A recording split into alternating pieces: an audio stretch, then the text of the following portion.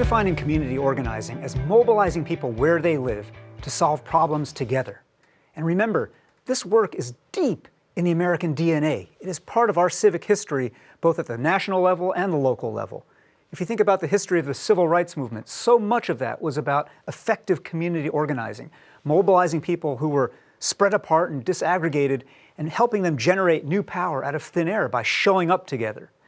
In the life of our city, the history of what's called the Four Amigos, Uncle Bob Santos, Bernie Whitebear, Larry Gossett, and Roberto Maestas, who starting in the late 60s and early 70s began to do community organizing all across the city to change the frame of the possible about fights for social justice and racial justice in Seattle.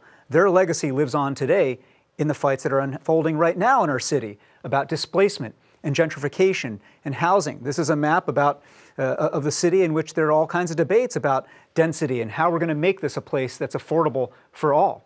These questions about how do you mobilize neighborhoods, how do you organize people and activate them to fight for more affordability and access, or to fight to preserve the character of a particular part of town, all of this work happens through the nuts and bolts of showing up, inviting people in, participating in this kind of work of basic community organizing. We started this episode with this overarching question of what is civics? And we define civics as the art of being a pro-social member of the community in a self-governing community. But fundamentally, one of the core pieces of civics is this work of community organizing. It's not as sexy as running a campaign. It's not as visible sometimes as doing things like marching or protesting. But this bread and butter work of saying to folks who are on the sidelines, would you like to get involved? Would you like to understand more about this issue? Could you join us on this list? Could you be part of this growing movement? That work is the essence of building civic power and being effective in civic life. Well, every episode on this show, we love to take questions from you that come in via social media. And so we've got a couple of great ones today. This first one that came in via Twitter from Patricia says this: my college students found it disturbing that you chose the word citizen with all of the baggage that word carries. Thoughts? Well, this is an important question because the name of this show is Citizen University TV. The name of the organization I run is Citizen University. And so I want to say a word about this. First of all, when we use the word citizen, I'm not talking only about documentation status under the immigration and naturalization laws of the United States. I'm talking about a bigger, more capacious ethical sense of being a member of the body, being a contributor to community, being, as I said earlier, a non-sociopath. Both of these dimensions matter. The legal category does matter, but so does this bigger ethical notion, right?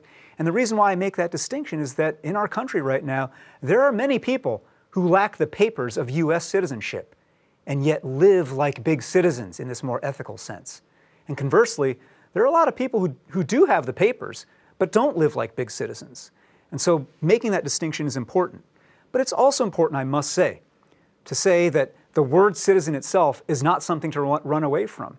There are immigration debates where there's nativism right now, where there's anti-immigrant sentiment, but that doesn't mean that the word citizen is invalid. Actually, I think it's a moment right now in our country's history where it's super important to name and to claim that word and to say that, yes, this category does matter, but let's not use the category, the legal status, as some kind of club to beat people up with, but to ask ourselves, those of us who are lucky enough to have that status, to say, what does it mean? What does it obligate us to do? What do we owe community and country, those of us like me who had the dumb luck to be born here and get that status, or those of you who have naturalized to attain that status?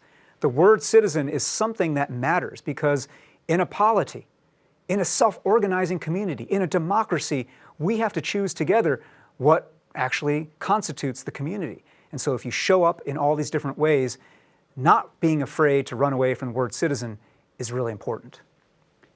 The second question that came in, also very interesting in a very different way, from Shauna on Facebook, and I'll read it to you here. It's kind of long, but it's important. Shows like The West Wing, Madam Secretary, and The Good Fight engage and entertain millions while helping them imagine the people behind and within the power structures of our country. What's the next great TV show America needs? Or are these shows getting in the way of real activism?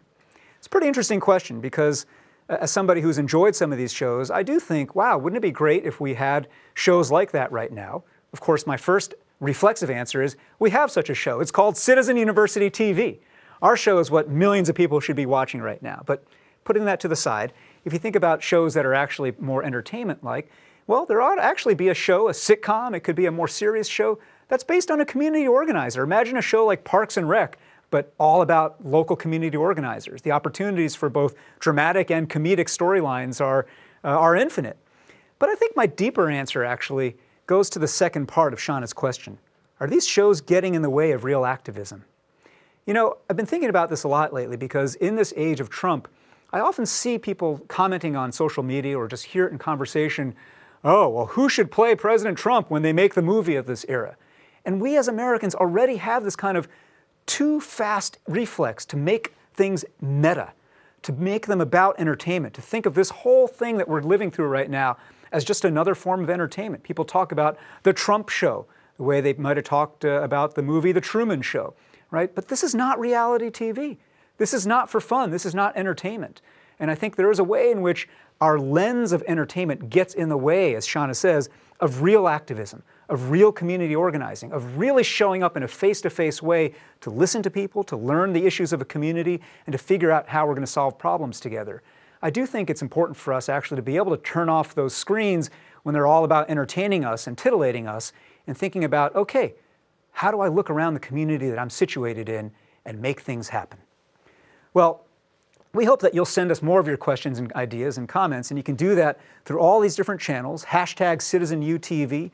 You can reach us through our Twitter handle there or email us directly at contact@seattlechannel.org. And of course, you can find us on Facebook as well.